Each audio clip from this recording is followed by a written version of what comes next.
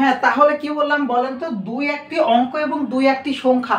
এরপরে আপনাকে আমি আরেকটা দিলাম, দেখেন তো এই যে 10 লিখলাম, ওকে 10 লিখলাম, কত বলেন তো 10। এখানে 10 অঙ্ক না সংখ্যা, বলেন তো এখানে 10টা অঙ্ক না সংখ্যা।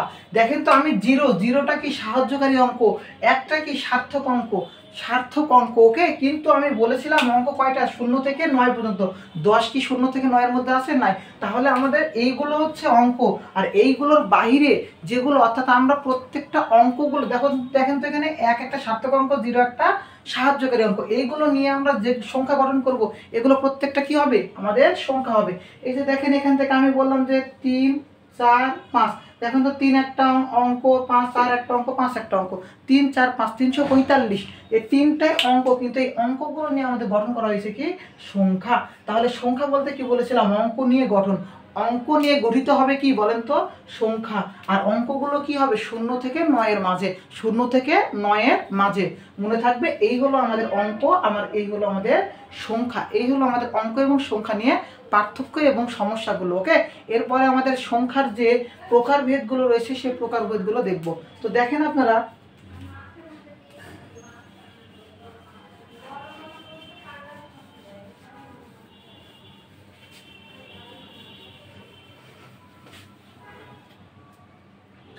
হ্যাঁ, তো দেখেন আপনারা যে এখানে সংখ্যা মূলত কয় প্রকার, কি বললাম বলেন তো, সংখ্যা মূলত কয় প্রকার। সংখ্যা মূলত মনে রাখবেন যে সংখ্যা মূলত 2 প্রকার, কি বললাম বলেন তো, সংখ্যা মূলত 2 প্রকার। একটা হচ্ছে সংখ্যা মূলত কয় প্রকার বললাম বলেন তো, সংখ্যা মূলত 2 প্রকার। একটা হচ্ছে বাস্তব সংখ্যা, আর একটা হচ্ছে অবাস্তব বলে সংখ্যা নাই, ওকে।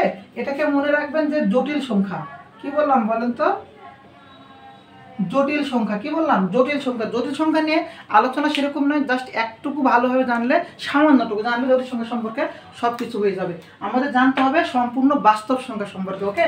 তাহলে সংখ্যা কয় প্রকার বললাম, 2 প্রকার, একটা বাস্তব আর একটা কি সংখ্যা, জটিল সংখ্যা, ওকে। তো এখানে বলতে জটিল সংখ্যা বলতে কি বোঝানো হয়, দেখেন তো, জটিল সংখ্যা বলতে বোঝানো হয়, জটিল সংখ্যা ইংলিশ নাম হচ্ছে কমপ্লেক্স নাম্বার। কি বললাম বলেন তো, কমপ্লেক্স নাম্বার। তো যে সকল সংখ্যার মাঝে এইভাবে এই যে আই টাইপের কোনো আপনি যদি খুঁজে পান একটা সংখ্যার মধ্যে, সেগুলো কি হবে, জটিল সংখ্যা, ওকে। আমরা জানি এই জটিল সংখ্যা থেকে আমরা জানি যে আই স্কয়ার সমান সমান -1। কি বললাম বলেন তো, জটিল সংখ্যা থেকে আমরা কি জানি, আই স্কয়ার সমান সমান কি বললাম, -1, ওকে। এটা হলো আমাদের জটিল সংখ্যা। তো এখান থেকে আমরা ধরেন কিছু সংখ্যা দিলাম আপনাকে, ধরেন 5i, কি বললাম 5i, বা এরকম ভাবে বললাম যে ধরেন -5। এখন প্রশ্ন, এই যে -5 আছে না, তো এটাকে দেখেন তো, আমি যদি এভাবে লিখি যে আই স্কয়ার 5, কি বললাম বলেন তো, আই স্কয়ার 5। আমরা আই স্কয়ারের মান কি জানি বলেন তো, আই স্কয়ারের মান জানি -1। এর সাথে বলেন তো এটা গুণ ছিল, তাহলে গুণ 5, তাহলে কি হবে, -5। তো যখনই আপনি এই যে সংখ্যাগুলো মূলত আই যুক্ত পাবেন, কি বললাম, আই স্কয়ার যুক্ত পাবেন বা আই যুক্ত পাবেন, সেগুলো হয়ে যাবে কি আমাদের জটিল সংখ্যা। মনে থাকবে, এগুলো কি হবে, জটিল সংখ্যা। আর জটিল সংখ্যার আরো কয়েকটা নিয়ম রয়েছে, যেগুলো আপনি এই যে রুটের ভেতরে নেগেটিভ পাবেন, কি বললাম, রুটের ভেতরে নেগেটিভ সংখ্যা পাবেন, সেগুলো কি হবে, জটিল সংখ্যা। সাপোজ আপনি পাইছেন রুটের ভেতরে 5, এটা তো জটিল সংখ্যা আমাদের না, ওকে। কিন্তু এইখানে মনে করেন যে মাইনাস চিহ্ন দিলাম, কি দিলাম বলেন তো, মাইনাস চিহ্ন, তখন সেটা হয়ে যাবে কি চিহ্ন, কারণ রুটের ভেতরে যদি নেগেটিভ হয়, তবে সেটা হবে কি সংখ্যা বললাম, জটিল সংখ্যা। মনে থাকবে। তো এইটাকে আমরা যদি এইভাবে লিখি, আই স্কয়ার সমান কি বললাম তো, -1, তাহলে রুট ওভার ছিল, দেখেন তো এই যে আই স্কয়ার সমান -1, তাহলে এখানে আমি যদি আই স্কয়ার দিই আর তার সাথে ইন্টু 5 করি, দেখেন তো আই স্কয়ার মান -1 ছিল, 5 আর -1 -5, তাহলে এটাকে আমরা দেখেন তো স্কয়ার রুট কাটলাম, তাহলে 5 এর উপর রুট থাকলো, আর এখানে শুধু একটা আই হলো। তাহলে দেখেন তো রুট ওভার -5 সমান কি লেখা যায়, √5i, ওকে। এইগুলো আমাদের জটিল সংখ্যা। এই টাইপের যেগুলো সংখ্যা পাবেন, সেইগুলো হলো আমাদের জটিল সংখ্যা, ওকে। জটিল সংখ্যা আমাদের শেষ। এরপরে জটিল সংখ্যার পরে আমাদের রয়েছে যে বাস্তব সংখ্যা। এই বাস্তব সংখ্যা নিয়ে আলোচনা করব, ওকে। বাস্তব সংখ্যা থেকে আমাদের ভালোভাবে জানতে হবে, এই বাস্তব সম্পর্ক থেকে আপনাদের যে কোনো চাকরি পরীক্ষা 1 নম্বরের প্রশ্ন অবশ্যই আসবে। তো দেখেন, বাস্তব সংখ্যা মূলত আমাদের 2 প্রকার। কি বললাম বলেন তো, বাস্তব সংখ্যা মূলত আমাদের কয় প্রকার বললাম, 2 প্রকার। একটা হচ্ছে যেগুলো মূলদ, আর একটা হলো অমূলদ। বাস্তব সংখ্যা কয় প্রকার বললাম বলেন তো? মূলদটাকে নিচে লিখলাম, মূলদ নিয়ে আলোচনা করবো। ওকে, অমূলদ, মূলদ এবং অমূলদ। অমূলদ নিয়ে আলোচনা কম, সেজন্য অমূলদটাকে উপরে লিখলাম, আর মূলদ নিয়ে আলোচনা করবো সেজন্য নিচে লিখলাম। ওকে, তাহলে বাস্তব সংখ্যা কয় প্রকার? দুই প্রকার, একটা মূলদ একটা অমূলদ। তাহলে অমূলদ বলতে কি বোঝানো হয়? অমূলদ বলতে বোঝানো হয় যে সকল আপনি সংখ্যাগুলো দেখতে পারবেন, অর্থাৎ যে সকল সংখ্যার মান অসীম, কি বললাম বলেন তো? অসীম। যে সকল সংখ্যার মান অসীম এবং অনাবৃত, কি বললাম বলেন তো? অনাবৃত, অনাবৃত, সেগুলো হচ্ছে আমাদের অমূলদ সংখ্যা। যেগুলো সংখ্যা আমাদের সসীম, সসীম, সসীম এবং আবৃত, সসীম এবং আবৃত, সসীম এবং আবৃত, সেইগুলো হচ্ছে আমাদের মূলদ সংখ্যা। আর যেগুলো অসীম এবং অনাবৃত সেগুলো হলো অমূলদ সংখ্যা। এখন প্রশ্ন, অসীম কি? অসীম বলতে যেগুলো সীমা নাই, অর্থাৎ অনেক দূর চলে গেছে। আর সসীম বলতে সীমা আছে, তাই না? আর অনাবৃত বলতে কি বোঝানো হয়? যেগুলো এই যে পুনঃপুনিক টাইপের আছে না, তো দেখেন উদাহরণ দেখাচ্ছি। আর আবৃত বলতে পুনঃপুনিক দিয়ে যেগুলো আমরা সংখ্যাকে নির্দিষ্ট করে বলি। ধরেন আপনাকে একটা সংখ্যা দিলাম 3.14163112 dot dot dot dot dot, মানে এরপরে কি আরো সংখ্যা রয়েছে, কিন্তু দেখেন তো এই সংখ্যার মধ্যে কারোর সাথে কারো সম্পর্ক রয়েছে? কারোর সাথে কারো সম্পর্ক নেই। এরপর আরেকটা দেখেন 3.14141414 ডট ডট। দেখেন তো এই সংখ্যাটা আমরা দেখেন তো এখানে যে দেখেন তো সবগুলো কি মিল আছে না, এবং সংখ্যাগুলো কি আরো রয়েছে। এইটাকে আমি যদি লিখে এভাবে লেখা যায় 3.14, তার উপর দুইটা পুনঃপুনিক, কারণ 14টা বারবার এসেছে, সেই জন্য এগুলো কি আবৃত। আবৃত বললে কি হবে? মূলদ। ওকে, তাহলে আরেকটা সংখ্যা বললাম যে ধরেন 3.14, দেখেন তো এরপরে আর কি মান আছে? কোনো মান নেই, তাহলে এটা কি সীমা আছে, মানে কি হবে? সসীম। দেখেন তো এটার কোনো মান নেই, অর্থাৎ এই মানটা কি চলমান, তাহলে অসীম, তাহলে এটা কি হবে? অমূলদ সংখ্যা।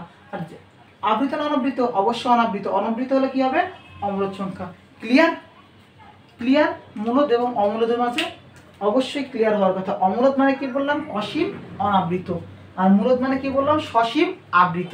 ওকে, তাহলে এখান থেকে আমাদের মূলদের আরো কিছু রয়েছে, সে মূলদ সম্পর্কে এখন জানবো। ওকে, মূলদ সম্পর্কে আমরা এখন জানবো। তো দেখেন যে মূলদ ভগ্নাংশ প্রধানত, মূলদ ভগ্নাংশ কয় প্রকার? মূলদ ভগ্নাংশ জানবেন, মূলদ ভগ্নাংশ দুই প্রকার। কি বললাম বলেন তো? মূলদ ভগ্নাংশ কয় প্রকার বললাম? দুই প্রকার। একটা হচ্ছে পূর্ণ সংখ্যা এবং একটা কি বললাম? দশমিক সংখ্যা। কি বললাম বলেন তো? একটা পূর্ণ সংখ্যা, একটা দশমিক সংখ্যা বা দশমিক ভগ্নাংশ বলা হয়। ওকে, পূর্ণ সংখ্যা এবং দশমিক ভগ্নাংশ।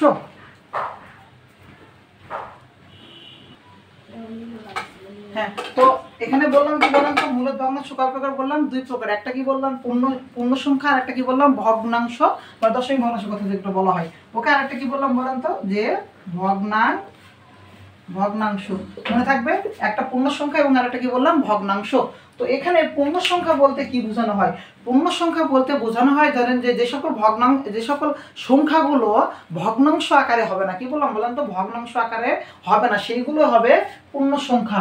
আর ভগ্নাংশ কোনগুলো? সেগুলো তো বোঝেন লব ও হর আকারে হবে। ভগ্নাংশ কোনগুলো হবে বলেন তো? লব ভাগ হর আকার হবে, লব ভাগ হর আকার। আর পূর্ণ সংখ্যা কোনগুলো? যেগুলো ভগ্নাংশ আকার হবে না, কিন্তু কিন্তু কি হবে বলেন তো? কিন্তু ঋণাত্মক হবে। কি বললাম বলেন? ঋণাত্মক হবে। ঋণাত্মক, এই যে আপনারা শিখছেন না, এই যে সংখ্যা রাশি যেগুলো বলা হয়, এ পাশে কি হয়? নেগেটিভ, এখানে জিরো, এ পাশে কি হয়? পজিটিভ, তাই না? তাহলে আরেকটা কি হবে এখানে বলেন? শূন্য। আরেকটা হবে কি? ধনাত্মক। কি বললাম বলেন তো? আরেকটি কি হবে আমাদের? ধনাত্মক সংখ্যা।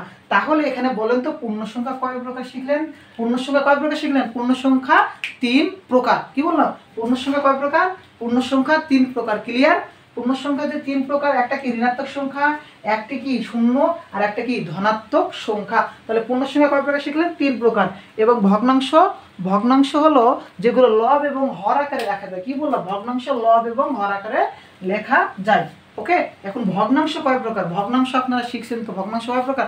তিন প্রকার। তো যে আমাদের তিন প্রকারের মাঝে দুই প্রকারটা শিখাবো, এবং তিন প্রকার যেটা মিশ্র ভগ্নাংশ, সেটা জাস্ট অপ্রকৃত ভগ্নাংশের সাথে সামঞ্জস্য প্রকৃত হবে। ওকে, তো ভগ্নাংশ কয় প্রকার বলেন তো শিখবো আমরা এখানে।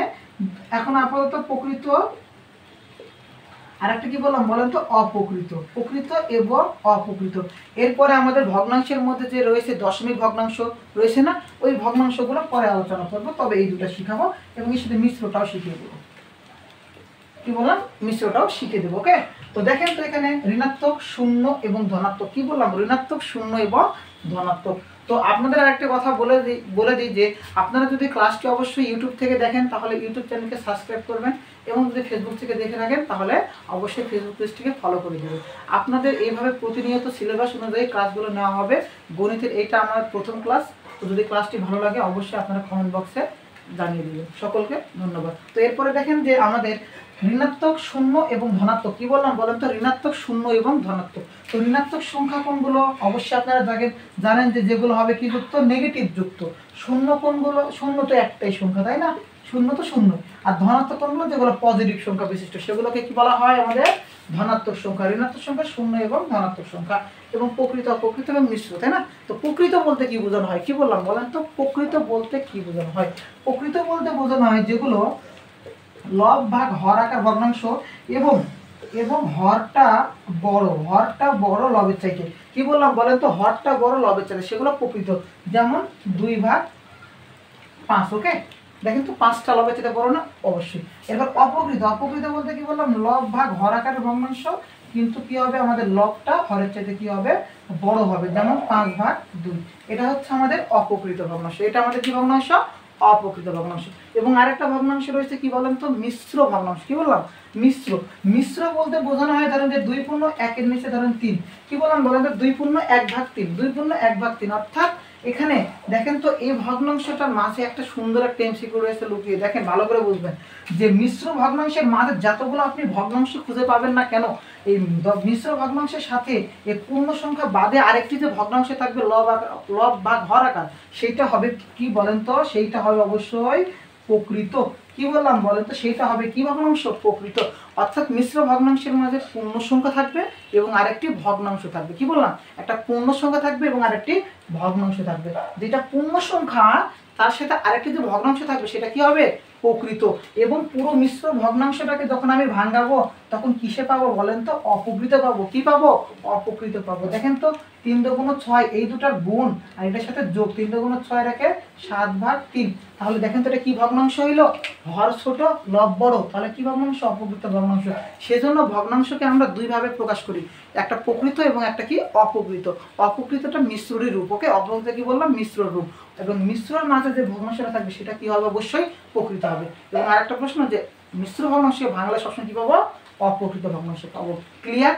এই হলো আপনাদের ভগ্নাংশ। এরপর আবার আমাদের সংখ্যাতে আসি। ওকে, তো এখান থেকে দেখেন যে পূর্ণ সংখ্যা, ঋণাত্মক সংখ্যা, শূন্য এবং ধনাত্মক। তো ঋণাত্মক বলতে কি বললাম? নেগেটিভ, শূন্য। এবার শূন্য নিয়ে আলোচনা করবো। ওকে, তো দেখেন শূন্য নিয়ে অনেক আলোচনা রয়েছে। তো শূন্য দেখেন তো,